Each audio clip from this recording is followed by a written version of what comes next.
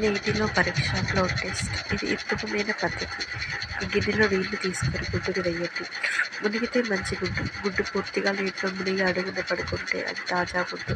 తేలితే పాడైన గుడ్డు. గుడ్డు నీటిపై తేలితే అది పాడైపోయింది. దాన్ని వాడొద్దు. ఊపి చూడండి.